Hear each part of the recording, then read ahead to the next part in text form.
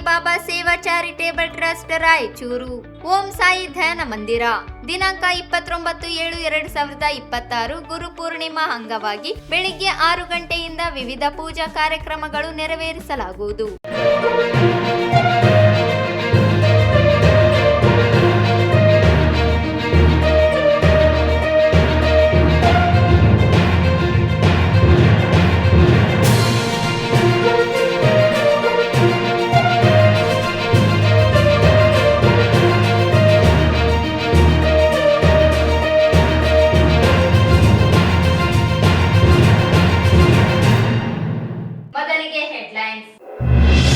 ಕಾಶಿ ಜಗದ್ಗುರುಗಳಿಂದ ಇಷ್ಟಲಿಂಗ ಪೂಜೆ. ಸಿದ್ಧಾಂತ ಶಿಖಾಮಣಿ ಒಂದು ಧರ್ಮಕ್ಕೆ ಸೀಮಿತವಾದುದಲ್ಲ. ಕಾಶಿ ಜಗದ್ಗುರು. ಡಾಕ್ಟರ್ ದಸ್ತಗಿರಿ ದಿನ್ನಿ ಸಂಪಾದಿತ ಮಿರ್ಜಾ ಗಾಲಿಬರ ಕರುಳಬಳ್ಳಿಯ ಪತಂಗ ಪುಸ್ತಕ ಲೋಕಾರ್ಪಣೆ. ಮಳೆಯ ಅಭಾವ, ಜಿಲ್ಲೆಯನ್ನು ಬರಗಾಲ ಎಂದು ಘೋಷಿಸಿ ರೈತರ ಸಾಲ ಮನ್ನಾ ಮಾಡಲಿ ಜಿ ವೆಂಕಟರೆಡ್ಡಿ. ಬಸವಶ್ರೀ ಶಾಲೆಯ ವತಿಯಿಂದ 27ನೇ ಕಾರ್ಗಿಲ್ ವಿಜಯೋತ್ಸವ ಮ್ಯಾರಥಾನ್ ಓಟಕ್ಕೆ ಚಾಲನೆ. ಕಾರ್ಗಿಲ್ ವೀರರನ್ನು ದಿನನಿತ್ಯ ಸ್ಮರಿಸಬೇಕು. ಹೆಚ್ಚುವರಿ ಎಸ್ಪಿ ಜಿ ಹರೀಶ್. ಮತ್ತು ಕೃಷ್ಣಾ ನದಿಯಲ್ಲಿ ಹೆಚ್ಚುತ್ತಿರುವ ಹರಿವು, ಗುರ್ಜಾಪುರ ಗೇಟ್ನಿಂದ ನೀರು ಹೊರಕ್ಕೆ.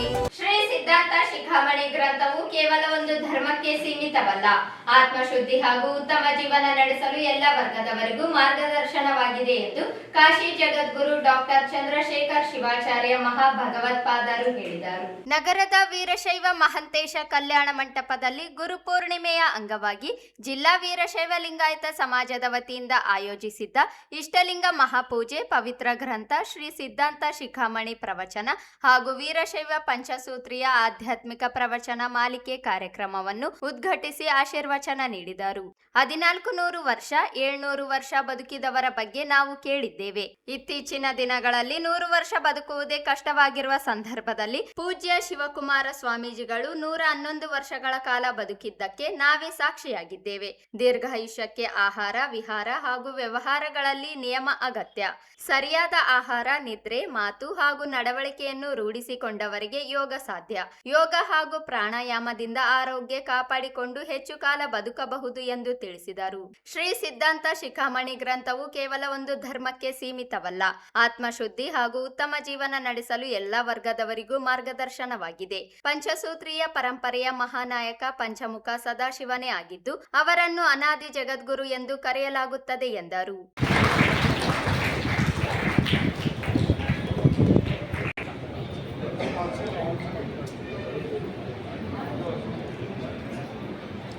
ಡಾಕ್ಟ್ರೆ ಸ್ವಲ್ಪ ಸೈಡಿಂದ, ಡಾಕ್ಟ್ರೆ ಸೈಡಿಂದ. ಹಾಂ, ಓಕೆ.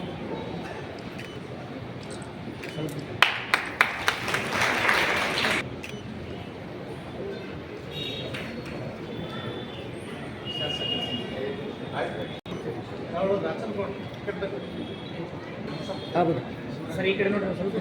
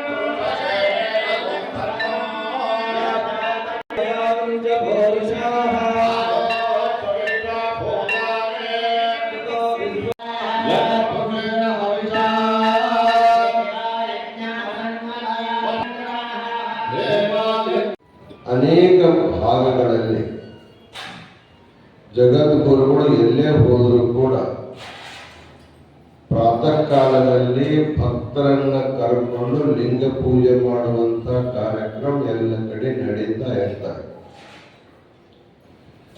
ಇದಕ್ಕೆ ಮುಖ್ಯ ಕಾರಣ ಅಂದರೆ ನಿಮ್ಮೆಲ್ಲರನ್ನು ಕೂಡ ಆ ಸಂಸ್ಕಾರದಲ್ಲಿ ಬೆಳೆಸಿ ಆ ವ್ರತ ನಿಮ್ಮಿಂದ ಯಾವಾಗಲೂ ನಡೀತಿರ್ಬೇಕಂತಕ್ಕಂಥ ತಿಳುವಳಿಕೆಯನ್ನು ಕೊಡಿಸ ಸಲ ನಡ್ಕೊಂಡು ಬಂದಿದೆ. ಹಾಗೆ ಆಷಾಢ ಮಾಸದಲ್ಲಿ ನಾಳೆ 29ಕ್ಕೆ ಗುರು ಪೌರ್ಣಿಮಾ ಅಂತ ಬಹಳ ದೊಡ್ಡ ಪರ್ವಕಾಲ ಬರ್ತವೆ. ಅದ್ರ ಬಗ್ಗೆ ಮತ್ತೆ ನಿಮಗೆಲ್ಲ ಹೇಳ್ತೇನೆ. ಅದನ್ನು ನಿಮಿತ್ತ ಮಾಡಿಕೊಂಡು ಈ 7 ದಿನಗಳ ಪರ್ಯಂತ ಪ್ರಾತಃ ಕಾಲದಲ್ಲಿ ಇಷ್ಟಲಿಂಗ ಪೂಜೆ, ಸಾಯಂಕಾಲದಲ್ಲಿ ಶ್ರೀ ಸಿದ್ಧಾಂತ ಶಿಖಾಮಣಿಯ ಜೊತೆಗೆ ಕಾರಣಗಳಿಂದ ಕೂಡಿಕೊಂಡವನೇ ಆಗಿರ್ಬೇಕು. ಅಂದ್ರೆ ಹಣೆ ಮೇಲೆ ಭಸ್ಮ ಯಾವಾಗಲೂ ಇರಬೇಕು. ಒಂದಾದರೂ ರುದ್ರಾಕ್ಷಿ ಪರ್ಣಲ್ಲಿ ನಮ್ಮ ಜೊತೆಗೆ ಇರಲೇಬೇಕು. ಲಿಂಗಂತನೂ ಸೈ ಗುರು ಕೊಟ್ಟಿರ್ತಕ್ಕಂಥ ಮಂತ್ರವನ್ನ ಮನಸ್ಸಿನಲ್ಲಿ ಸದಾ ಜಪ ಮಾಡ್ತಾ ಇರಬೇಕು. ಜಂಗಮನು ಬೋಧಿಸಿರುವಂತ ಜ್ಞಾನವನ್ನ ಯಾವಾಗಲೂ ನಾವು ನೆನಪು ಮಾಡಿಕೊಂತ ಇರಬೇಕು. ಕೇಳೋದಕ್ಕಂದ್ರೆ ಶಾಸಕ ಡಾಕ್ಟರ್ ಶಿವರಾಜ್ ಪಾಟೀಲ್ ಮಾತನಾಡಿ, ಇತ್ತೀಚಿನ ದಿನಗಳಲ್ಲಿ ಮಕ್ಕಳು ಹಾಗೂ ಯುವಕರು ಮೊಬೈಲ್ ವ್ಯಸನಕ್ಕೆ ಒಳಗಾಗಿ ಅಮೂಲ್ಯ ಸಮಯವನ್ನು ವ್ಯರ್ಥ ಮಾಡಿಕೊಳ್ಳುತ್ತಿದ್ದಾರೆ. ಇಂತಹ ಆಧ್ಯಾತ್ಮಿಕ ಹಾಗೂ ಮೌಲ್ಯಾಧಾರಿತ ಕಾರ್ಯಕ್ರಮಗಳಲ್ಲಿ ಭಾಗವಹಿಸುವುದರಿಂದ ಉತ್ತಮ ಸಂಸ್ಕಾರ ಬೆಳೆದು ಆರೋಗ್ಯಕರ ಸಮಾಜ ನಿರ್ಮಾಣ ಸಾಧ್ಯವಾಗುತ್ತದೆ. ದೇಶದ ಸಂಸ್ಕೃತಿ ಉಳಿಯಬೇಕಾದರೆ ಇಂತಹ ಕಾರ್ಯಕ್ರಮಗಳು ಅಗತ್ಯ ಎಂದು ಹೇಳಿದರು. ಕೆಳಗು ದಾರಿಯಲ್ಲಿ ನಡೀತದೆ ಅಂತ ಹೇಳಿ ನಾನು ಭಾವಿಸ್ತೇನೆ. ಹಾಗಾಗಿ ನಾಳೆಯಿಂದ ಇನ್ನು ಹೆಚ್ಚಿನ ಸಂಖ್ಯೆಯಲ್ಲಿ ಇದರಲ್ಲಿ ಭಾಗವಹಿಸಬೇಕು. ಈಗಾಗಲೇ ಸಾರಿಗೆ ವ್ಯವಸ್ಥೆಯನ್ನು ನಮ್ಮ ಕೇಶವ ರೆಡ್ಡಿ ಅವರು ಮತ್ತು SLN ಇಂಜಿನಿಯರಿಂಗ್ ಕಾಲೇಜು ಮಾಡಿದ್ದಾರೆ. ಮತ್ತು ಪ್ರಸಾದ ಸೇವೆ ಪ್ರತಿದಿನ ಬೆಳಗ್ಗೆ ಇಷ್ಟಲಿಂಗ ಪೂಜೆ ಇರ್ತದೆ. ದಯಮಾಡಿ ತಾವೆಲ್ಲ ಇಷ್ಟಲಿಂಗ ಪೂಜೆಗೆ ಆಗಮಿಸಬೇಕು. ಪ್ರಸಾದ ಸೇವನೆ ಬೆಳಗ್ಗೆನೂ ಇರ್ತದೆ, ಸಾಯಂಕಾಲನೂ ಪ್ರವಚನ ಆದ್ಮೇಲೆ ಪ್ರಸಾದ ಸೇವೆ ಇರ್ತದೆ. ಹಾಗಾಗಿ ಯಾರು ನೀವು ಮನೆಗೆ ಹೋಗಿ ಅವಸರದಲ್ಲಿ ಅದು ಮಾಡಬೇಕು, ಯಾರಿಗೆ ಅಡಿಗೆ ಮಾಡಬೇಕು ಅನ್ನುವ ಅವಸರ ಇಲ್ಲ. ನೀವು ಸಂಪೂರ್ಣ ಪ್ರವಚನ ಕೇಳಿ ನಿಮಗೆ ಮನೆಗೆ ನಾವು ಪಂಚಲಿಂಗೇಶ್ವರ ದೇವಸ್ಥಾನದ ಕಡೆ ಒಂದು ಬಸ್ ಮಾಡಿದ್ದೇವೆ, ನಮ್ಮ ಶಿವಪಾರ್ವತಿ ಗುಡಿ ಕಡೆ ಒಂದು ಬಸ್ ಮಾಡಿದ್ದೇವೆ, ಮತ್ತು ನಮ್ಮ LVS ಒಂದು ಬಸ್ ಮಾಡಿದ್ದೇವೆ, ಎರಮಲ್ಸ್ ಒಂದು ಬಸ್ ಮಾಡಿದ್ದೇವೆ, ಮತ್ತು ಈ ಇಂಜಿನಿಯರಿಂಗ್ ಕಾಲೇಜ್ ಕಡೆ ಒಂದು ಬಸ್ ಮಾಡಿದ್ದೇವೆ. ಇನ್ನೂ ಎಲ್ಲೆಲ್ಲಿ ನಿಮಗೆ ಅವಶ್ಯಕತೆ ಇದೆ ಅಂತ ಹೇಳ್ರಿ. ಸಾರಿಗೆ ವ್ಯವಸ್ಥೆ ಮಾಡಲಿಕ್ಕೆ ನಾವು ಸಂಪೂರ್ಣ ಸಿದ್ಧರಿದ್ದೇವೆ. ನಿಮ್ಮನ್ನು ಕರ್ಕೊಂಡು ಬರುವುದು, ನಿಮ್ಮನ್ನು ಬಿಟ್ಟು ಬರುವಂತ ಜವಾಬ್ದಾರಿನೂ ಸಮಾಜದ ಹಿರಿಯರದೇ ಆಗಿರ್ತದೆ. ಹಾಗಾಗಿ ಯಾರು 7 ದಿನ ಬೇರೆ ಯಾವ ಕಾರ್ಯಕ್ರಮ ಇಟ್ಕೊಳ್ಬಾರ್ದು. ಪ್ರತಿಯೊಬ್ಬರು ತಾಯಂದಿರು, ತಂದೆಯರು, ಮಕ್ಕಳು ಎಲ್ಲರೂ ಕಾರ್ಯಕ್ರಮದಲ್ಲಿ ಭಾಗವಹಿಸಿ ಅವಶ್ಯಕತೆ ಅಂತ ಹೇಳಿ ನಾನು ಭಾವಿಸ್ತೇನೆ. ಆ ನಿಟ್ಟಿನಲ್ಲಿ ನಿಮ್ಮೆಲ್ಲ ಪ್ರಯತ್ನಗಳಿರಬೇಕು. ಈಗಾಗಲೇ ಸಮಯ ಬಹಳಷ್ಟು ಆಗಿದೆ. ಯಾಕಂದ್ರೆ ಇವತ್ತು ನಾವು ವೀರಶೈವ ಸಮಾಜದ ಸಿದ್ಧಾಂತಗಳ ಬಗ್ಗೆ, ಸಂಸ್ಕೃತಿ ಬಗ್ಗೆ, ಸಂಸ್ಕಾರ ಬಗ್ಗೆ ಎಲ್ಲೋ ಮರೆತು ಹೋಗ್ತಾ ಇದೀವಿ ಅನ್ನೋ ಭಾವನೆ ನಮ್ಮ ವಯಸ್ಸಿನವರ ಸತ್ಯ ಇದೆ. ಇದು ನಮ್ಮ ಮಕ್ಕಳಿಗೆ ಎಷ್ಟು ಉಳಿತದೋ ಎಷ್ಟು ಇರ್ತದೋ ಆ ಭಗವಂತನೇ ಬಲ. ಅದು ಮಾಸಿ ಹೋಗಲಾರ್ದನ್ನ ನೋಡ್ಕೊಳ್ಳುವಂತ ಜವಾಬ್ದಾರಿ ನಮ್ಮ ತಂದೆಯವರು ನಮಗೆ ಕಲಿಸಿಕೊಟ್ಟಿದ್ದಾರೆ. ಎಷ್ಟು ಅಷ್ಟು ಕಲಿಸಿಕೊಟ್ಟಿದ್ದಾರೆ. ಅದು ನಾವು ನಮ್ಮ ಮಕ್ಕಳಿಗೆ ಅದು ಬಿಟ್ಟು ಹೋಗುವಂತ ಕೆಲಸ ಆಗ್ಬೇಕು.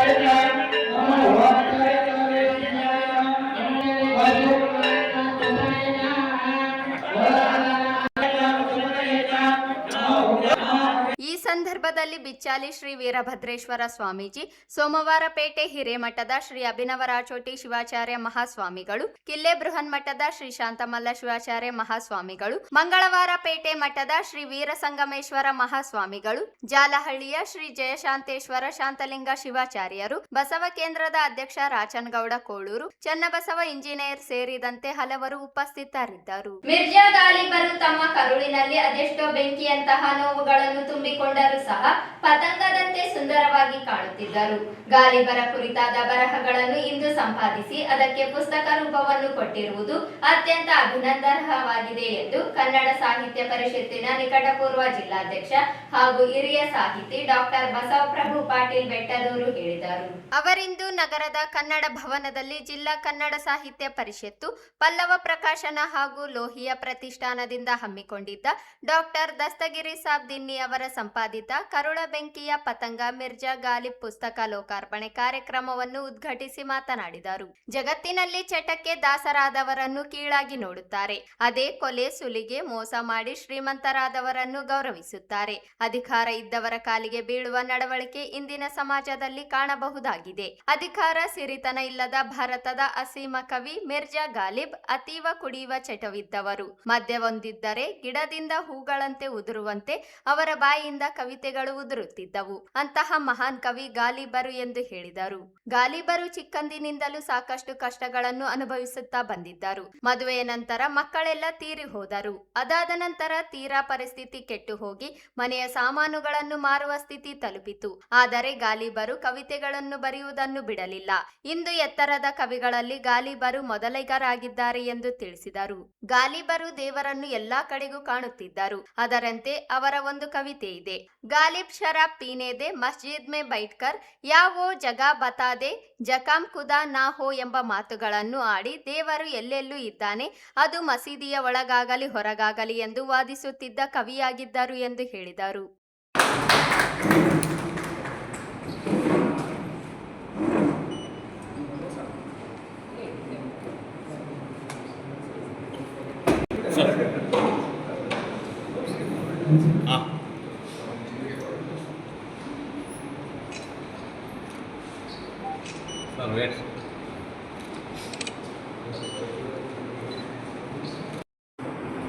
ಈ ಗಾಲಿಬ್ ಪುಸ್ತಕ ಬಹಳ ಸುಂದರವಾಗಿ ಬಂದಿದೆ. ಮುಖಪುಟ ಮಾತ್ರ ಬಹಳ ಸುಂದರವಾಗಿದೆ.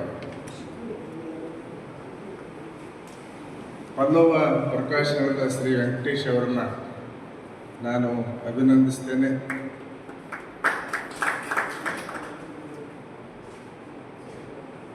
ಈ ಸಂದರ್ಭದಲ್ಲಿ ಕೆಲವು ವಿಷಯ ಮರೆತು ಹೋಗ್ಬೋದು ಅಂತೇಳಿ ನಾನು ಬರ್ಕೊಂಡು ಬಂದಿದ್ದೀನಿ.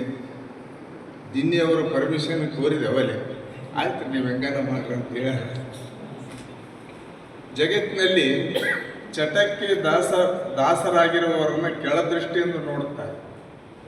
ಕುಡುಕರು, ಗಾಂಜಿ ಬುಕ್ಕರು, ತಂಬಾಕು ತಿನ್ನುವವರಿಗೆ ಬೈಯುತ್ತಾರೆ. ಆದರೆ ಕೊಲೆ, ಕಳವು, ಸುಲಿಗೆಗಳನ್ನು ಮಾಡಿ ಶ್ರೀಮಂತರಾದವರನ್ನು ಗೌರವಿಸುತ್ತಾರೆ. ಅಧಿಕಾರವಿದ್ದರಂತೂ ಅವರ ಕಾಲಿಗೆ ಬೀಳುತ್ತಾರೆ. ಇಂಥವರು ದಿನ ಮಾನ ಸನ್ಮಾನಕ್ಕೆ ಒಳಗಾಗುತ್ತಾರೆ. ಇದು ಇಂದು ನಡೆಯುತ್ತಿರುವ ಸಾಮಾಜಿಕ ನಡವಳಿಕೆ. ಅಧಿಕಾರ, ಶ್ರೀಮಂತಿಕೆ ಇಲ್ಲದ ಭಾರತದ ಅಸೀಮ ಕವಿ ಗಾಲಿಬ್. ಆತ ಕವಿಯಾಗಿ ಪ್ರಸಿದ್ಧ. ಆತನಿಗೆ ಕುಡಿಯುವ ಅತೀವ ಚಟ. ಮದ್ಯ ಅವರ ಪ್ರಿಯವಾದ ವಸ್ತು. ಮದ್ಯ ಮುಂದಿದ್ದರೆ ಕವಿತೆಗಳು ಗಿಡದಿಂದ ಉದುರುವ ಹೂಗಳಂತೆ ಉದುರುತ್ತಿದ್ದವು. ಆತ ಹೆಚ್ಚಾಗಿ ಮೊದಲಿಗೆ ಫಾರ್ಸಿಯಲ್ಲಿ ಕವಿತೆಗಳನ್ನು ರಚಿಸಿದ, ನಂತರ ಉರ್ದುವಿಗೆ ಬಂದ. ಮುಷೈರಾಗಳಲ್ಲಿ ಅವರ ಗಜಲುಗಳು ಕೆಲವರಿಗೆ ಅರ್ಥವಾಗುತ್ತಿರಲಿಲ್ಲ. ಮತ್ಸರದಿಂದ ಕವಿಗಳು ಈತನನ್ನು ಆಡಿಕೊಳ್ಳುತ್ತಿದ್ದರು.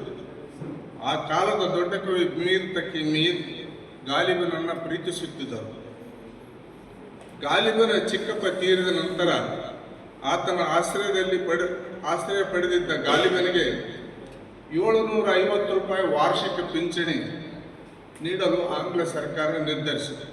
ಇದೇ ವೇಳೆ ಕಲಬುರಗಿಯ ಸಾಹಿತಿ ಡಾಕ್ಟರ್ ವಿಕ್ರಮ್ ವಿಸಾಜಿ ಅವರು ಮಾತನಾಡಿ, ಪ್ರಸ್ತುತ ದಿನಮಾನಗಳಲ್ಲಿ ಕವಿಗಳ ಮೇಲೆ, ಕವಿತೆಗಳ ಬಗ್ಗೆ ಜನರು ತಲೆ ಕೆಡಿಸಿಕೊಳ್ಳುತ್ತಿಲ್ಲ. ಆದರೆ ಕವಿತೆ ಎಲ್ಲರ ಮೇಲೆ ಕಣ್ಣಿಟ್ಟಿರುತ್ತದೆ.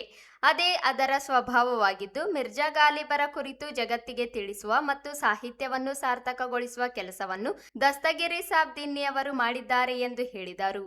ಮನಸ್ಸಿನಲ್ಲೂ ಕೂಡ ಮಿರ್ಜಾ ಗಾಲಿಬ್ ಅನ್ನುವಂಥ ಹೆಸರು ಅಚ್ಚೊತ್ತಿದಂತಹ ಒಂದು ನಗರ ಅಂತಂದ್ರೆ ರಾಯಚೂರಿಗೆ. ಅದಕ್ಕಿಂತ ಮುಂಚೆ ನಾನು ಮಿರ್ಜಾ ಗಾಲಿಬ್ ಹೆಸರು ಕೇಳಿದ್ದೆ. ಅದು ವಿಶೇಷವಾಗಿ ನನ್ನ ಗುರುಗಳಾದಂಥ ಚನ್ನಣ್ಣ ವಾಲಿಕಾರ್ ಅವರಿಂದ. ಯಾವುದೇ ಕವಿಗೋಷ್ಠಿಯಲ್ಲಿ ಅವರು ಗಾಲಿಬ್ ಹೇಳಿದಂತೆ, ಮೀರ್ ಹೇಳಿದಂತೆ, ಫೈಜ್ ಹೇಳಿದಂತೆ ಅಂಥೇಳಿ ಒಂದೆರಡು ಮೂರು ಉದಾಹರಣೆ ಕೊಡ್ತಾ ಇದ್ರು. ಸ್ವಲ್ಪ ಉರ್ದು ಸಾಹಿತ್ಯದ ಹುಚ್ಚು ಅವರಿಗೂ ಇತ್ತು.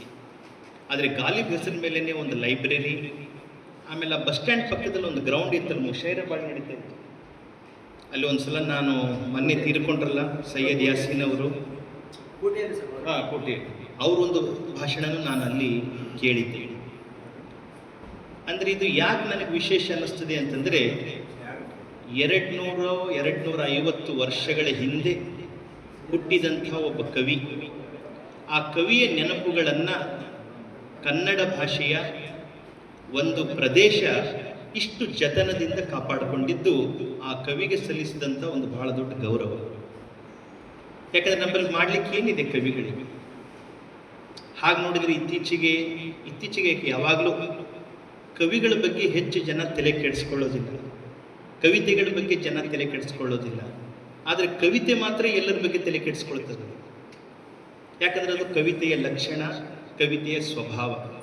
ನೀವು ಅದನ್ನು ಕೇರ್ ಮಾಡ್ರಿ ಬಿಡ್ರಿ, ಆದರೆ ಕವಿತೆ ಮಾತ್ರ ಎಲ್ಲರ ಮೇಲೆ ಒಂದು ಕಣ್ಣಿಟ್ಟಿದ್ದಿರ್ತದೆ. ಕಾರ್ಯಕ್ರಮದಲ್ಲಿ ಕಸಾಪ ಜಿಲ್ಲಾಧ್ಯಕ್ಷ ರಂಗಣ್ಣ ಪಾಟೀಲ್ ಅಳ್ಳುಂಡಿ, ಲೋಹಿಯಾ ಪ್ರತಿಷ್ಠಾನದ ಸಂಸ್ಥಾಪಕ ಅಧ್ಯಕ್ಷ ಭೀಮನ್ಗೌಡ ಇಟಗಿ, ಪ್ರಮುಖರಾದ doctor K Pallava Venkatesh, doctor Dastagiri Sab Dinni, Tayappa B Hosur ಸೇರಿದಂತೆ ಅನೇಕರಿದ್ದರು. ಈಗ ಚಿಕ್ಕದೊಂದು ಬ್ರೇಕ್.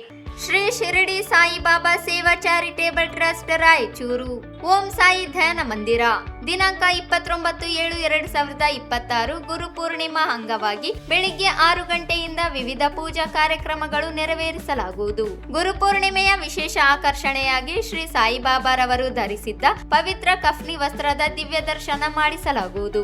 ಗುರು ಪೂರ್ಣಿಮಾ ಮಹೋತ್ಸವಕ್ಕೆ ಸಹಕರಿಸಿದ ಭಕ್ತಾದಿಗಳಿಗೆ ವಿಶೇಷ ಲಕ್ಕಿ ಡ್ರಾ ಮೂಲಕ ಆಕರ್ಷಕ ಬಹುಮಾನಗಳನ್ನು ನೀಡಲಾಗುತ್ತದೆ. ಪ್ರಥಮ ಬಹುಮಾನ 1 ಗ್ರಾಂ ಚಿನ್ನದ ನಾಣ್ಯ 22 ಕ್ಯಾರೆಟ್, ದ್ವಿತೀಯ ಬಹುಮಾನ 20 ಗ್ರಾಂ ಬೆಳ್ಳಿ ನಾಣ್ಯ ಹಾಗೂ ತೃತೀಯ ಬಹುಮಾನ 10 ಗ್ರಾಂ ಬೆಳ್ಳಿ ನಾಣ್ಯ ನೀಡಲಾಗುವುದು. ಹೆಚ್ಚಿನ ಮಾಹಿತಿಗಾಗಿ ಶ್ರೀ ಸಾಯಿ ಕಿರಣ್ ಆದೋನಿ ಗುರುಜಿ ಸಂಸ್ಥಾಪಕ ಧರ್ಮಾಧಿಕಾರಿಗಳ ಮೊಬೈಲ್ ಸಂಖ್ಯೆ 9164000600 ಹಾಗೂ 7611993999 ಇವರಿಗೆ ಕರೆ ಮಾಡಬಹುದು. ಸ್ಥಳ ರಂಗಮಂದಿರ ಹಿಂಭಾಗ, ಕೇಂದ್ರ ಗ್ರಂಥಾಲಯ ಹತ್ತಿರ, ಉದಯನಗರ್ ಸ್ಟೇಷನ್ ರಸ್ತೆ, ರಾಯಚೂರು.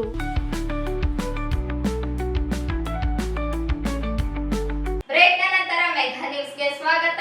ಕಲ್ಯಾಣ ಕರ್ನಾಟಕ ಭಾಗದಲ್ಲಿ ಹೆಚ್ಚಿನ ಪ್ರಮಾಣದಲ್ಲಿ ಮಳೆಯಾಗದೆ ಬಿತ್ತಿದ ಬೆಳೆ ಬಾರದೆ ನಷ್ಟ ಅನುಭವಿಸಿದ ರೈತರಿಗೆ ಪರಿಹಾರ ನೀಡುವುದರ ಜೊತೆಗೆ ಬರಗಾಲವೆಂದು ಘೋಷಣೆ ಮಾಡಲು ಲೋಕ ಜನಪಕ್ಷದ ರಾಜ್ಯಾಧ್ಯಕ್ಷ ಜಿ ವೆಂಕಟರೆಡ್ಡಿ ಒತ್ತಾಯಿಸಿದರು. ಅವರಿಂದು ಮಾಧ್ಯಮಗೋಷ್ಠಿ ಉದ್ದೇಶಿಸಿ ಮಾತನಾಡಿ, ಪ್ರಸಕ್ತ ಮುಂಗಾರು ಮಳೆ ಕೈಕೊಟ್ಟಿದ್ದರಿಂದ ಸಾಲ ಮಾಡಿ ಬೆಳೆ ಬೆಳೆದ ರೈತರು ನಷ್ಟ ಅನುಭವಿಸುತ್ತಿದ್ದಾರೆ. ಸರ್ಕಾರ ಕೂಡಲೇ ಕಲ್ಯಾಣ ಕರ್ನಾಟಕ ಭಾಗವನ್ನು ಬರಗಾಲವೆಂದು ಘೋಷಣೆ ಮಾಡಬೇಕು. ನೀರಾವರಿ ಬೆಳೆಗೆ ಎಕರೆಗೆ 50,000 ಹಾಗೂ ಮಳೆ ಆಶ್ರಿತ ಬೆಳೆಗೆ 25,000 ರೂಪಾಯಿ ಪರಿಹಾರ ನೀಡಬೇಕು ಎಂದರು. ಖಾಸಗಿ ಮತ್ತು ರಾಷ್ಟ್ರೀಕೃತ ಬ್ಯಾಂಕ್ಗಳಲ್ಲಿ ಮಾಡಿದ ಸಾಲವನ್ನು ಮನ್ನಾ ಮಾಡಬೇಕು.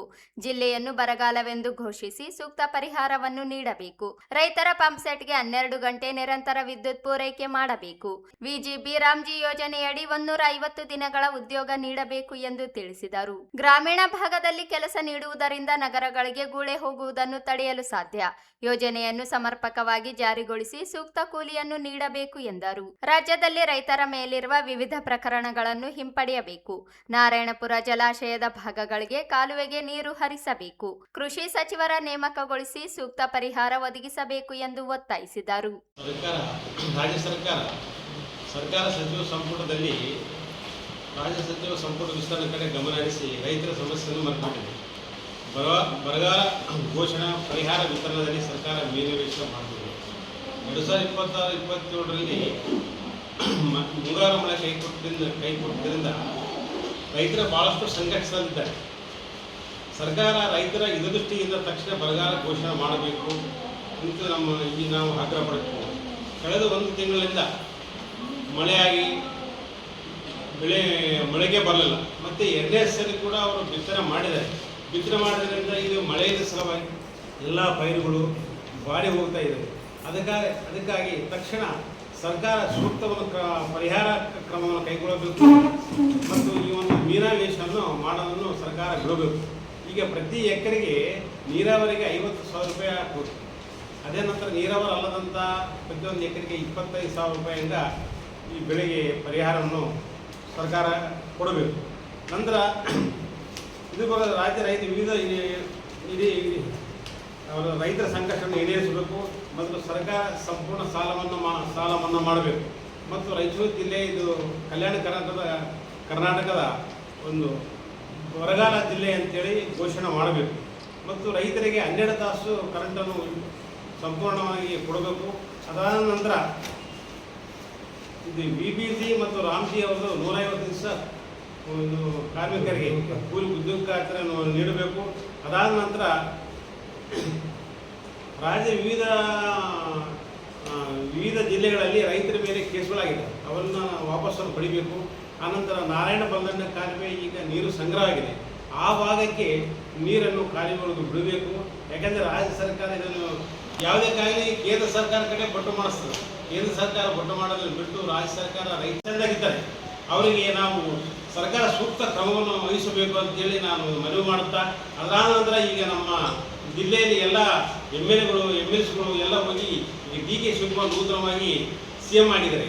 ಅವರಿಗೆಲ್ಲ ಹೋಗಿ ಕಳಿಸಿ ಇದರ ಬಗ್ಗೆ ರೈತರ ಬಗ್ಗೆ ವಿವರಣೆ ನಡೆದರೆ ಈಗ DK ಶಿವಕುಮಾರ್ ಹೊಸದಾಗಿ CM ಆಗಿ ಸಲುವಾಗಿ ಅವರು ಈ ಕೆಲಸ ರೈತರಿಗೆ ಪರಿಹಾರ ಕೊಡ್ತಾ ಇದ್ದಾರೆ. ಅವರು ಭಾಳಷ್ಟು ಇದರಲ್ಲಿ ಯಾವುದೇ ಕೊಡೋದಿಲ್ಲ ಅಂತ ಪ್ರಶ್ನೆ ಇಲ್ಲ, ಸೂಕ್ತವನ್ನು ಕ್ರಮ ಕೈಗೊಳ್ಳುತ್ತಾರೆ. ಯಾಕಂದರೆ ಇವತ್ತು ಎಲ್ಲ ಫರ್ಟೈಸರ್ಗಳು ಕೂಡ ಇವತ್ತು ಜಾಸ್ತಿ ಆಗಿದೆ. ಈಗ DAP 1340 ರೂಪಾಯಿ ಅದ, ಅದಕ್ಕೆ ನಾನ್ DAP ಅಂತ ಹೇಳಿ ಗೌರ್ಮೆಂಟ್ ಕೊಡ್ತಾರೆ. ನಾನ್ DAP ಅಂದರೆ ಅದು ಲಿಕ್ವಿಡ್ ತಗೋಬಹುದು. ರೈತರ ಕ್ವಾಲಿಟಿ DAP ಕೊಟ್ಟರೆ ಪರವಾಗಿಲ್ಲ. ಈ ಸಂದರ್ಭದಲ್ಲಿ ರಾಜ್ಯ ಪ್ರಧಾನ ಕಾರ್ಯದರ್ಶಿ GL ರಂಗಪ್ಪ, ಜಿಲ್ಲಾಧ್ಯಕ್ಷ ಬಂಗಿ ಮುನಿರೆಡ್ಡಿ, G ಗೋಪಾಲ್ ರೆಡ್ಡಿ, ಉಪಾಧ್ಯಕ್ಷ ಸತ್ಯನಾರಾಯಣ ಕುಲಕರ್ಣಿ, ಶೇಖರ್ ಗೌಡ, ಶಕುಂತಲಾ, ನಾರಾಯಣ ಕರ್ಲಿ, ಈರಣ್ಣ ದೊರೆ, ನರಸಪ್ಪ, ಜಿತೇಂದ್ರ, ಆಶಾ ರೆಡ್ಡಿ, ಹಂಪಯ್ಯ ಇದ್ದರು. ಯುದ್ಧದಲ್ಲಿ ಹುತಾತ್ಮರಾದ ವೀರ ಯೋಧರನ್ನು ಕಾರ್ಗಿಲ್ ವಿಜಯೋತ್ಸವ, ಸ್ವಾತಂತ್ರ್ಯ ದಿನ ಅಥವಾ ಗಣರಾಜ್ಯೋತ್ಸವದಂದು ಮಾತ್ರವಲ್ಲದೆ ಪ್ರತಿದಿನವೂ ಸ್ಮರಿಸಬೇಕು. ಅವರ ಜೀವನ ಚರಿತ್ರೆಯನ್ನು ಅರಿತು ಅನುಸರಿಸಬೇಕು. ಮಾತೃಭೂಮಿಯೇ ನಮಗೆ ಪ್ರಥಮ ಆದ್ಯತೆಯಾಗಬೇಕು ಹಾಗೂ ಪ್ರತಿಯೊಬ್ಬರ ಹೃದಯದಲ್ಲಿ ದೇಶಭಕ್ತಿ ತುಂಬಿರಬೇಕು ಎಂದು ಹೆಚ್ಚುವರಿ ಜಿಲ್ಲಾ ಪೊಲೀಸ್ ಅಧೀಕ್ಷಕ G ಹರೀಶ್ ಹೇಳಿದರು. ನಗರದ ಬಸವಶ್ರೀ ಶಾಲೆಯ ವತಿಯಿಂದ 27ನೇ ಕಾರ್ಗಿಲ್ ವಿಜಯೋತ್ಸವದ ಅಂಗವಾಗಿ ಬಸವೇಶ್ವರ ವೃತ್ತದಿಂದ ಜಿಲ್ಲಾ ಕ್ರೀಡಾಂಗಣದಲ್ಲಿರುವ ಮಹಾತ್ಮ ಗಾಂಧೀಜಿ ಪ್ರತಿಮೆಯವರೆಗೆ ಆಯೋಜಿಸಿದ್ದ ಶಾಲಾ ಮಕ್ಕಳ ಮ್ಯಾರಥಾನ್ ಓಟಕ್ಕೆ ಭಾನುವಾರ ಹಸಿರು ನಿಶಾನೆ ತೋರಿಸಿ ಚಾಲನೆ ನೀಡಿ ಮಾತನಾಡಿದರು. ವಿದ್ಯಾರ್ಥಿಗಳು ಶಿಕ್ಷಣದ ಜೊತೆಗೆ ಕ್ರೀಡೆಗಳಲ್ಲಿಯೂ ಆಸಕ್ತಿ ಬೆಳೆಸಿಕೊಂಡು ಮಾನಸಿಕ ಹಾಗೂ ದೈಹಿಕವಾಗಿ ಸದೃಢರಾಗಬೇಕು ಎಂದು ಸಲಹೆ ನೀಡಿದರು.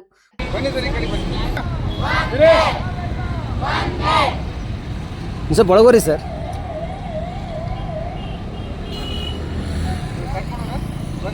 ಎಸ್ ಸರ್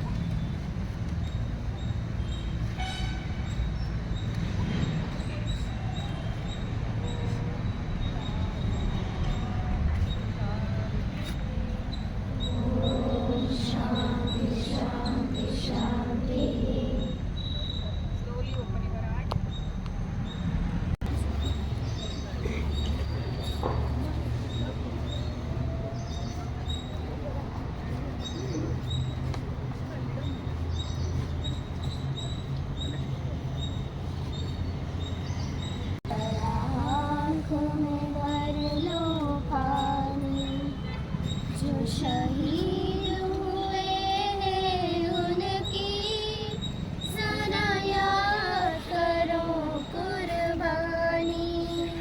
हे मेरे वतन के लोगों जरा आँखों में भर लो पानी।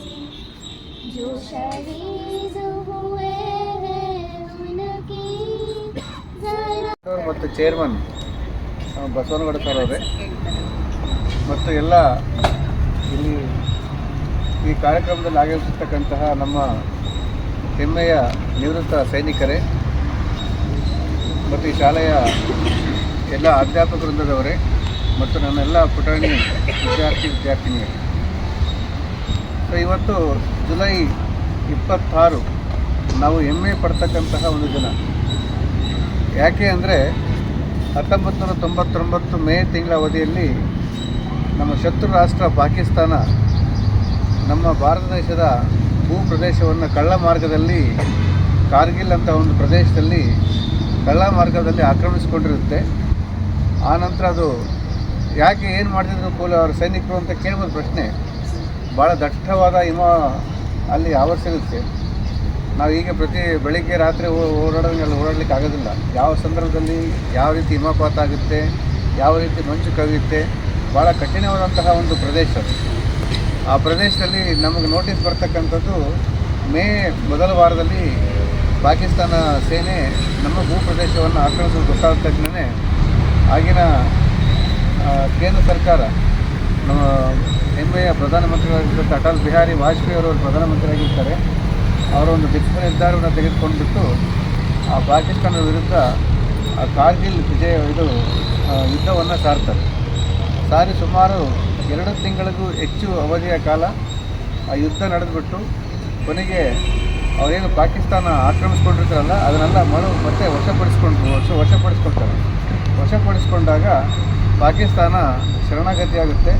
ಆ ಶರಣಾಗತಿಯಾಗಿ ಅದಕ್ಕೆ ಸಲುವಾಗಿ ಆ ಜುಲೈ 26 ನಾವು ಕಾರ್ಗಿಲ್ ವಿಜಯೋತ್ಸವ ದಿನ ಅಂತ ಹೇಳ್ಬಿಟ್ಟು ನಾವು ಆಚರಣೆ ಮಾಡ್ಕೊಂಡ್ಬರ್ತಾ ಇದ್ದೀವಿ. ಮುಖ್ಯ ಅತಿಥಿಯಾಗಿ ಭಾಗವಹಿಸಿದ್ದ ಅಖಿಲ ಕರ್ನಾಟಕ ಮಾಜಿ ಸೈನಿಕರ ಸಂಘದ ಉಪಾಧ್ಯಕ್ಷ ಹಾಗೂ ಮಾಜಿ ಸೈನಿಕ ಗೋಪಾಲ್ ನಾಯಕ ಮಾತನಾಡಿ, ತಂದೆ ತಾಯಿ ಗುರು ಹಿರಿಯರ ಗೌರವದೊಂದಿಗೆ ದೇಶ ಪ್ರೇಮ ಮತ್ತು ದೇಶಭಕ್ತಿಯನ್ನು ಬೆಳೆಸಿಕೊಂಡು ಸದಾ ದೇಶ ಸೇವೆಗೆ ಸಿದ್ಧರಾಗಿರಬೇಕು ಎಂದು ವಿದ್ಯಾರ್ಥಿಗಳಿಗೆ ಕಿವಿಮಾತು ಹೇಳಿದರು. ಶಾಲೆಯ ಸಂಸ್ಥಾಪಕಿ ಲಲಿತಾ ಬಸನಗೌಡ ಅಧ್ಯಕ್ಷತೆ ವಹಿಸಿ ಮಾತನಾಡಿ, ವಿದ್ಯಾರ್ಥಿಗಳ ಸರ್ವತೋಮುಖ ಅಭಿವೃದ್ಧಿಗಾಗಿ ಶಾಲೆಯಲ್ಲಿ ಯೋಗ, ಕ್ರೀಡೆ ಹಾಗೂ ಪಠ್ಯ ಚಟುವಟಿಕೆಗಳ ಜೊತೆಗೆ ವಾರಕ್ಕೊಮ್ಮೆ ಬಸವಾದಿ ಶರಣರ ವಚನಗಳ ಮೂಲಕ ನೈತಿಕ ಮೌಲ್ಯಗಳನ್ನು ಬೆಳೆಸುವ ಕಾರ್ಯ ನಡೆಯುತ್ತಿದೆ ಎಂದು ತಿಳಿಸಿದರು. ಎಸ್ಎನಲ್ಲಿ ಓದಿದ್ದೀರಾ? ಆ ಎತ್ತರದ ಪ್ರದೇಶದಲ್ಲಿ ಬಹಳ ಚಳಿ ಆಗ್ತದೆ. ಎದ್ದು ನಿಂದ್ರಕ್ಕಾಗಲ್ಲ, ಕೂಡಕ್ಕಾಗಲ್ಲ. ಅಂಥ ಚಳಿಯಲ್ಲಿ ಯುದ್ಧವನ್ನು ಮಾಡಿ ನಮ್ಮ ಗಡಿ ರಕ್ಷಣೆಯನ್ನು ಮಾಡಿ ವಿಕ್ರಮ್ ಪಾತ್ರ ಕೊನೆಗೊಂದು ಮಾತು ಹೇಳ್ತಾರೆ, ನಾನು ಅಲ್ಲಿ ಜೆಂಡಾ ಊರಿ ಬರ್ತೀನಿ, ಇಲ್ಲಾಂದರೆ ಜೆಂಡದಲ್ಲಿ ಸುತ್ತಿ ನಾನು ಮರಳಿ ಬರ್ತೀನಿ ಅನ್ನೋ ಒಂದು ಮಾತನ್ನು ಹೇಳ್ತಾರೆ. ಮಕ್ಕಳೇ, ಈ ಥರ ಮಾತುಗಳು ಈಗಾಗಲೇ ನಮಗೆ ಸರ್ ಹೇಳಿದ್ರಲ್ಲ, ನೀವು ಯಾವತ್ತೂ ನಿಮ್ಮ ಮಾತುಗಳನ್ನು ಅವ್ರು ಹೇಳಿದಂತಹ ಮಾತುಗಳನ್ನು ನೆನಪಿಟ್ಟಿದ್ದೇ ಆದರೆ ನೀವು ನಮ್ಮ ನಾಡಿನ ಉತ್ತಮ ಪ್ರಜೆಗಳಾಗೋದ್ರಲ್ಲಿ ಯಾವ ಸಂದೇಹವೂ ಇಲ್ಲ. ಓದಕ್ಕೆ ಅವರು ಹೇಳಿದ್ರಲ್ಲ, ಈಗ ಸರ್ ಸೈನಿಕರು ಏನು ಹೇಳಿದರು, ಅವ್ರಿಗೆ ಓದಕ್ಕೆ ಮುಂದುವರ್ಸೋಕ್ಕೆ ಆಗ್ಲಾರ್ದಾಗ ಅವರು ಸೈನ್ಯವನ್ನು ಸೇರಿದರು ಅಂತ ಹೇಳಿದರು. ಈಗ ಶಿಕ್ಷಣ ಕಂಪಲ್ಸರಿ ಆಗಿ ಹೋಗ್ಬಿಟ್ಟಿದೆ. ನಮಗೆ ಓದೋ ಕೆಪಾಸಿಟಿ ಎಷ್ಟಿದೆ ಗೊತ್ತಿಲ್ಲ, ಆದರೂ ನಾವು ತಂದೆ ತಾಯಿ ಶಾಲೆ ಕಳಿಸ್ಲೇಬೇಕು, ನೀವು ಓದಲೇಬೇಕು. ಓದೋದು ಕಂಪ್ಲೀಟಾಗಿ ನಿಮ್ಗೆ ಓದೋಕ್ಕೆ ಆಗಿಲ್ಲ ಅಂದರೆ ಸೆಕೆಂಡ್ ಆಪ್ಷನ್ ಇದೆ, ಸೈನ್ಯವನ್ನು ಸೇರುವ ಕೆಲಸ, ಗಡಿ ಕಾಯುವ ಕೆಲಸ. ಆ ಕೆಲಸಕ್ಕಾದರೂ ನೀವು ಸಿದ್ಧ ಆಗಬೇಕು. ಇವತ್ತು ಈ ಸಂದರ್ಭದಲ್ಲಿ ಉಪ ಪೊಲೀಸ್ ಅಧೀಕ್ಷಕ ಪರಮಾನಂದ ಗೋಡ್ಕೆ, ಅಖಿಲ ಕರ್ನಾಟಕ ಮಾಜಿ ಸೈನಿಕರ ಸಂಘದ ಸದಸ್ಯ ಶೇಖಪ್ಪ ಪಿ, ಕಾರ್ಗಿಲ್ ಯುದ್ಧದಲ್ಲಿ ಸೇವೆ ಸಲ್ಲಿಸಿದ ಮಾಜಿ ಸೈನಿಕರು, ನಗರ ಸಂಚಾರಿ ಪೊಲೀಸ್ ಠಾಣೆಯ ಉಪನಿರೀಕ್ಷಕ ಸಣ್ಣ ಈರೇಶ್, ಸುಗುಣ ಶಿಕ್ಷಣ ಸಂಸ್ಥೆಯ ಅಧ್ಯಕ್ಷ ಡಾಕ್ಟರ್ ಎಂ ಬಸನಗೌಡ, ತಾಲೂಕು ಕನ್ನಡ ಸಾಹಿತ್ಯ ಪರಿಷತ್ತಿನ ಗೌರವ ಕಾರ್ಯದರ್ಶಿ ರಾವುತರಾವ್ ಬರೂರು ಸೇರಿದಂತೆ ಹಲವರು ಉಪಸ್ಥಿತರಿದ್ದರು. ಕಾರ್ಯಕ್ರಮದಲ್ಲಿ ಕಾರ್ಗಿಲ್ ಯುದ್ಧದಲ್ಲಿ ಸೇವೆ ಸಲ್ಲಿಸಿದ್ದ ಮಾಜಿ ಸೈನಿಕರನ್ನು ಸನ್ಮಾನಿಸಲಾಯಿತು. ಕಾರ್ಗಿಲ್ ಯುದ್ಧದ ಕುರಿತು ಆಯೋಜಿಸಿದ್ದ ರಸಪ್ರಶ್ನೆ ಹಾಗೂ ಭಾಷಣ ಸ್ಪರ್ಧೆಗಳಲ್ಲಿ ವಿಜೇತರಾದ ವಿದ್ಯಾರ್ಥಿಗಳಿಗೆ ಬಹುಮಾನ ವಿತರಿಸಲಾಯಿತು. ಪೊಲೀಸ್ ಸಿಬ್ಬಂದಿ, ನಗರ ಸಂಚಾರಿ ಠಾಣೆಯ ಸಿಬ್ಬಂದಿ, ಶಿಕ್ಷಕರು ಹಾಗೂ ವಿದ್ಯಾರ್ಥಿಗಳು ಕಾರ್ಯಕ್ರಮದಲ್ಲಿ ಭಾಗವಹಿಸಿದ್ದರು. ಕುಮಾರಿ ಸಮಂತ ಕಾರ್ಯಕ್ರಮ ನಿರೂಪಿಸಿ ವಂದನಾರ್ಪಣೆ ಸಲ್ಲಿಸಿದರು. ಕೃಷ್ಣಾ ನದಿ ಜಲಾನಯನ ಪ್ರದೇಶದಲ್ಲಿ ಸುರಿಯುತ್ತಿರುವ ಮಳೆಯಿಂದ ಆಲ್ಮಟ್ಟಿ ಹಾಗೂ ನಾರಾಯಣಪುರ ಜಲಾಶಯಗಳಿಗೆ ನೀರಿನ ಹರಿವು ಪ್ರಮಾಣದಲ್ಲಿ ಏರಿಕೆಯಾಗಿದೆ. 2 ಜಲಾಶಯಗಳಲ್ಲೂ ನೀರಿನ ಸಂಗ್ರಹಣೆ ಗಣನೀಯವಾಗಿ ಹೆಚ್ಚಳಗೊಂಡಿದೆ. ಜಲಾಶಯದಲ್ಲಿ ಒಟ್ಟು 111.006 ಟಿಎಂಸಿ ನೀರು ಸಂಗ್ರಹವಾಗಿದ್ದು, ಗರಿಷ್ಠ ಸಂಗ್ರಹಣೆಯು 90.19% ಪ್ರಸ್ತುತ ಸ್ಟೋರೇಜ್ 93.386 ಟಿಎಂಸಿ ಇದೆ. ನಾರಾಯಣಪುರ ಜಲಾಶಯದ ನೀರಿನ ಮಟ್ಟ 492.09 ಮೀಟರ್ ದಾಖಲಾಗಿದೆ. ಕಳೆದ 24 ಗಂಟೆಗಳ ಸರಾಸರಿ ಒಳಹರಿವು 52.370 ಕ್ಯೂಸೆಕ್ ಆಗಿದ್ದು, ಸರಾಸರಿ ಹೊರಹರಿವು 32.686 ಕ್ಯೂಸೆಕ್ ಆಗಿದೆ. ಪ್ರಸ್ತುತ ನದಿಗೆ 24.560 ಕ್ಯೂಸೆಕ್ ನೀರನ್ನು ಬಿಡಲಾಗುತ್ತಿದೆ. ಜಲಾಶಯದಲ್ಲಿ ಒಟ್ಟು 32.56 ಟಿಎಂಸಿ ನೀರು ಸಂಗ್ರಹವಾಗಿದ್ದು, ಗರಿಷ್ಠ ಸಂಗ್ರಹಣೆಯು 97.75% ಸ್ಟೋರೇಜ್ 17.80 ಟಿಎಂಸಿ ಇದೆ. ನಾರಾಯಣಪುರ ಜಲಾಶಯದಿಂದ 24.560 ಕ್ಯೂಸೆಕ್ ನೀರನ್ನು ನದಿಗೆ ಹರಿಬಿಟ್ಟಿರುವ ಹಿನ್ನೆಲೆಯಲ್ಲಿ ತಾಲೂಕಿನ ಗುರ್ಜಾಪುರ ಬ್ರಿಡ್ಜ್ ಕಂ ಬ್ಯಾರೇಜ್ 196 ಗೇಟ್ಗಳನ್ನು ಅಧಿಕಾರಿಗಳು ತೆಗೆದು ನೀರು ಹರಿಸಲಾಗುತ್ತಿದೆ. ಮೇಲ್ಭಾಗದಲ್ಲಿ ಹೆಚ್ಚಿನ ಪ್ರಮಾಣದಲ್ಲಿ ನದಿಗೆ ನೀರು ಹರಿದು ಬರುವ ಹಿನ್ನೆಲೆಯಲ್ಲಿ ಮುಂಜಾಗ್ರತಾ ಕ್ರಮವಾಗಿ ಗುರ್ಜಾಪುರ ಬ್ರಿಡ್ಜ್ ಕಂ ಬ್ಯಾರೇಜ್ನಲ್ಲಿ ನೀರಿನ ಸಂಗ್ರಹ ಹೆಚ್ಚಳವಾಗಿ ಸುತ್ತಮುತ್ತಲಿನ ಪ್ರದೇಶಗಳಲ್ಲಿ ನುಗ್ಗುವ ಆತಂಕ ಇರುವುದರಿಂದ ಎಲ್ಲಾ ಗೇಟ್ಗಳನ್ನು ಅಧಿಕಾರಿಗಳು ಕ್ರೇನ್ ಮೂಲಕ ತೆಗೆಯುತ್ತಿದ್ದಾರೆ. ಮೇಲ್ಭಾಗದ ಜಲಾನಯನ ಪ್ರದೇಶದಲ್ಲಿ ಮಳೆ ಮುಂದುವರೆದಿರುವ ಹಿನ್ನೆಲೆಯಲ್ಲಿ ಮುಂದಿನ ದಿನಗಳಲ್ಲಿ ಜಲಾಶಯ ಒಳಹರಿವಿನಲ್ಲಿ ಮತ್ತಷ್ಟು ಏರಿಕೆಯಾಗುವ ಸಾಧ್ಯತೆ ಇದೆ. ಈ ಹಿನ್ನೆಲೆಯಲ್ಲಿ ಕೃಷ್ಣಾ ನದಿ ಪಾತ್ರದ ಗ್ರಾಮಗಳ ಜನರು ಹಾಗೂ ರೈತರು ನದಿಗೆ ಇಳಿಯದಂತೆ ಎಚ್ಚರಿಕೆ ನೀಡಿದ್ದಾರೆ. ಕೊನೆಯಲ್ಲಿ ಮತ್ತೊಮ್ಮೆ ಹೆಡ್ಲೈನ್ಸ್. ಕಾಶಿ ಜಗದ್ಗುರುಗಳಿಂದ ಇಷ್ಟಲಿಂಗ ಪೂಜೆ. ಸಿದ್ಧಾಂತ ಶಿಖಾಮಣಿ ಒಂದು ಧರ್ಮಕ್ಕೆ ಸೀಮಿತವಾದುದಲ್ಲ, ಕಾಶಿ ಜಗದ್ಗುರು. ಡಾಕ್ಟರ್ ದಸ್ತಗಿರಿ ದಿನ್ನಿ ಸಂಪಾದಿತ ಮಿರ್ಜಾ ಗಾಲಿಬರ ಕರುಳಬಳ್ಳಿಯ ಪತಂಗ ಪುಸ್ತಕ ಲೋಕಾರ್ಪಣೆ. ಮಳೆಯ ಅಭಾವ, ಜಿಲ್ಲೆಯನ್ನು ಬರಗಾಲ ಎಂದು ಘೋಷಿಸಿ ರೈತರ ಸಾಲ ಮನ್ನಾ ಮಾಡಲಿ ಜಿ ವೆಂಕಟರೆಡ್ಡಿ. ಬಸವಶ್ರೀ ಶಾಲೆಯ ವತಿಯಿಂದ 27ನೇ ಕಾರ್ಗಿಲ್ ವಿಜಯೋತ್ಸವ ಮ್ಯಾರಥಾನ್ ಓಟಕ್ಕೆ ಚಾಲನೆ. ಕಾರ್ಗಿಲ್ ವೀರರನ್ನು ದಿನನಿತ್ಯ ಸ್ಮರಿಸಬೇಕು, ಹೆಚ್ಚುವರಿ ಎಸ್ಪಿ ಜಿ ಹರೀಶ್. ಮತ್ತು ಕೃಷ್ಣಾ ನದಿಯಲ್ಲಿ ಹೆಚ್ಚುತ್ತಿರುವ ಹರಿವು, ಗುರ್ಜಾಪುರ ಗೇಟ್ನಿಂದ ನೀರು ಹೊರಕ್ಕೆ. ಇದಿಷ್ಟು ಇವತ್ತಿನ ಸುದ್ದಿಗಳು. ಪ್ರಮುಖ ಸುದ್ದಿಗಳಿಗಾಗಿ ನೋಡ್ತಾ ಇರಿ ಮೆಘಾ ನ್ಯೂಸ್.